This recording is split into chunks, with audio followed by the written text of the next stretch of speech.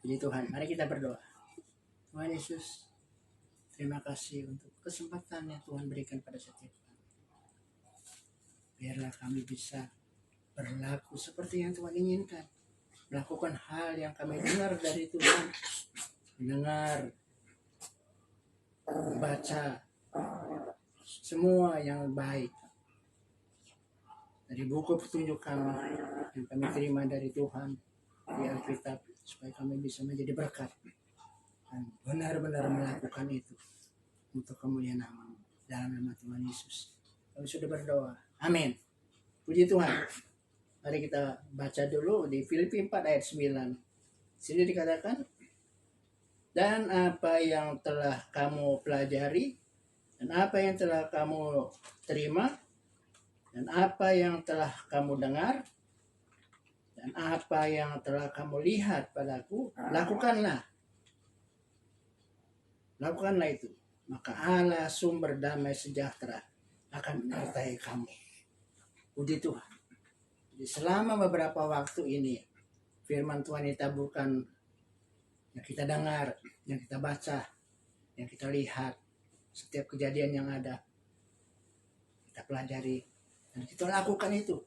Supaya masa depan kita, masa yang nanti, yang tidak berkesudahan, hidup dalam damai sejahtera Tuhan.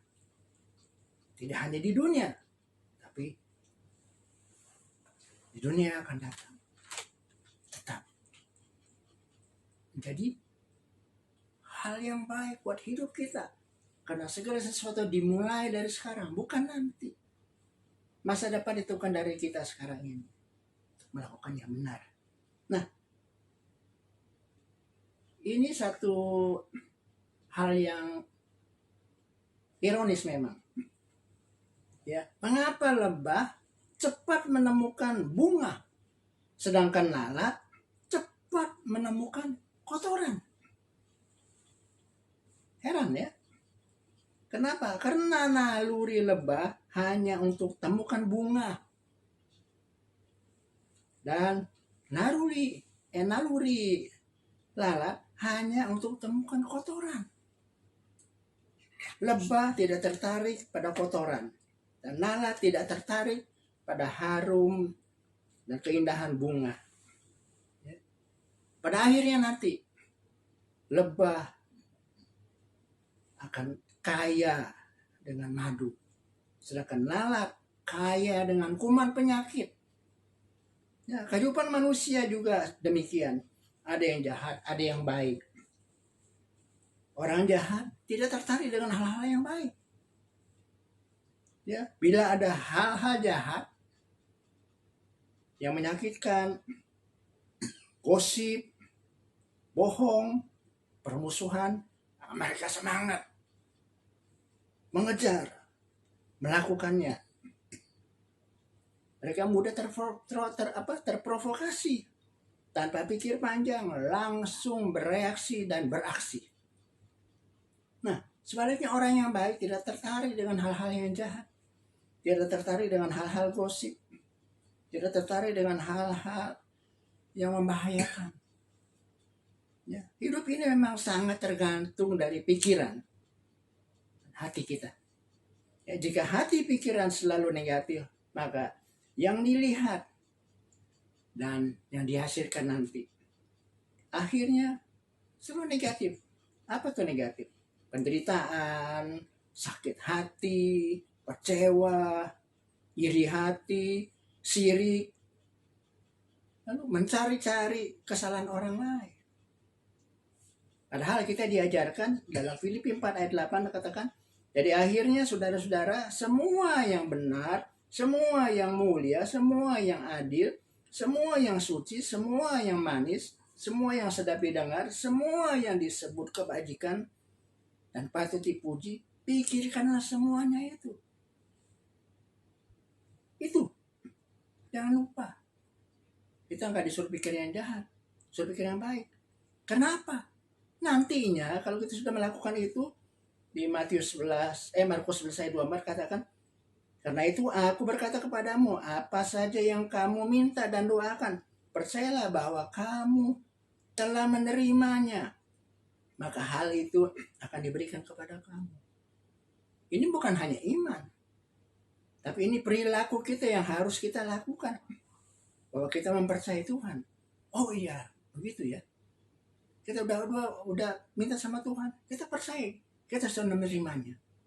Maka Tuhan akan membuktikan. Tuhan akan menjadikan itu menjadi hal yang baik buat kita. Di dunia ini, nggak usah jauh-jauh, di Jakarta atau di Indonesia, banyak sekali perbuatan-perbuatan yang sangat ironis. Keputusan-keputusan yang diambil selalu tergesa-gesa, keburu-buru. Belum ada apa-apa, enggak. Udah begini aja. Putusinnya begini, udah begini. Nah, ini karena tempat yang kering dan jauh dari sumber air, Desa Mulyo terus ditinggalkan oleh penduduknya. Mereka nggak berpikir panjang. Wah, praktis. Sekarang nggak perlu bertele-tele. Kalau udah begini, gini, udah susah ya. Udah tinggalin aja, pergi aja ke tempat lain. Pergi ke kota atau kemana. Nah, itu yang ditinggalkan oleh mereka penduduk Desa Mulia. Atau di Mansa juga ini. Sampai satu hari, terbersit ide membangun saluran penghubung sumber air dengan desa oleh seorang pemuda yang semangat, yang berpikiran positif, yang selalu melakukan sesuatu yang baik, yang berdampak untuk kesejahteraan. Nah, ini idenya disambut oleh pada warga yang masih ada di situ. Lalu mereka membuat saluran air secara gotong royong. Alhasil, desa yang dulu sepi, ditinggalin, sekarang jadi rame penduduknya. Nggak kesulitan air lagi. Dan jadi ramai, hidup kembali. Juga pernah terjadi. Seorang kontraktor yang berjuang menggali tanah, cari harta yang terpendam, yang sudah didapat lokasinya, data-datanya. Tapi karena enggak kunjung terlihat benda yang dicarinya, dia menyerah. Enggak lah, udah segini dalam, udah sekian lama enggak ketemu-temu. Udahlah, tinggalin aja. Dia menyerah dan meninggalkan tempat tersebut. Padahal jika ia menggali tak lebih dari 2 meter lagi, harta karun itu akan ditemukannya. Terlalu cepat ambil keputusan. Pikirannya terlalu pendek. Kurang berhikmat, kurang sabar. Ada satu lagi. Ya. Apa ini?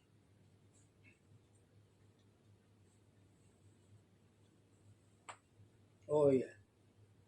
Kita mungkin pernah mendengar. Di medsos juga pernah heboh. Seorang perenang yang sedang berenang. Udah puluhan mil jauhnya. Memilih menyerah. Kenapa? Iya, ini udah sekian lama, udah berenang, udah capek, udah ini. Enggak kelihatan daratan. Karena apa? Karena dipenuhi kabut. Dia menyerah. Enggak lah. Kapan nih sampai ke daratan? Aduh, bisa-bisa enggak sampai ke daratan, sampainya ke Rahmatullah. Udah. Dia balik. Padahal jika berenang sedikit lagi, dia udah mencapai daratan. Nah, seperti para penduduk desa, kontraktor, perenang yang meninggalkan harapannya. Demikian kondisi orang percaya saat ini.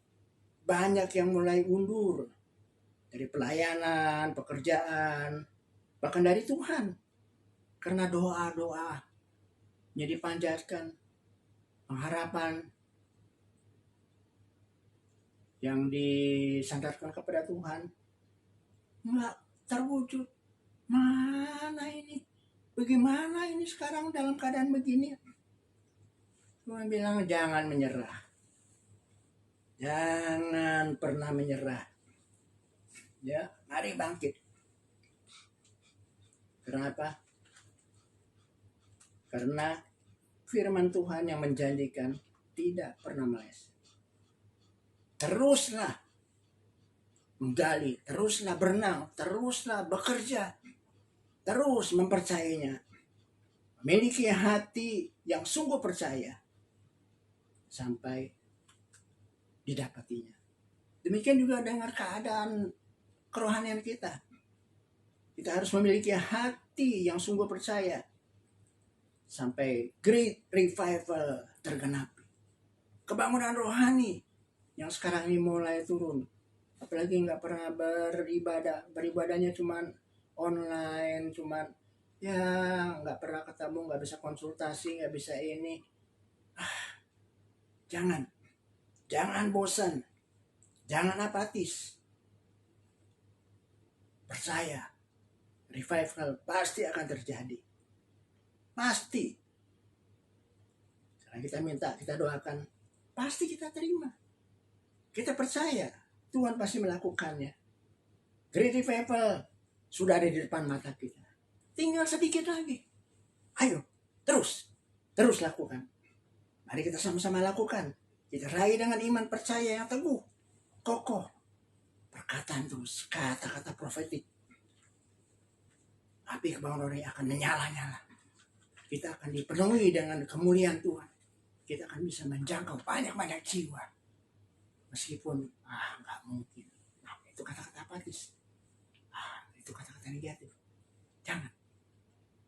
Apa yang kita sudah pelajari, yang kita sudah dengar, baik khotbah dari GPR maupun dari gereja-gereja lain, terus percaya. Kita pasti. Ini bukan manusia. Bukan lihat kepada manusia, lihat kepada firman Tuhan yang sudah terbukti. Kita pasti menang. Yesus berkati kita. Tuhan terima kasih. Biar Tuhan bangkitkan iman kami. Biar kerohanian kami bertumbuh terus. Kami memikirkan hal-hal yang baik, hal-hal yang di atas. Yang memuliakan Tuhan, yang adil, yang baik. Yang bisa menjadi berkat. Buat Tuhan, buat sesama, bahkan buat diri kami. Sebagai bekal hidup kami di masa mendatang. Ampuni kami akan segala kelemahan kami. Biar kami bangkit. Biar ada kebangunan. Ada revival dalam hidup rohani kami. Bukan hanya diimplementasikan. Tapi yang terbakar. Yang menyulut. Sesama kami. Menjadi berkat buat kemuliaan nama Tuhan. Terima kasih. Roh Kudus menolong setiap kami. Memampukan kami. Dalam nama Yesus kami berdoa. Amin. Tuhan berkati kita semuanya. Shalom.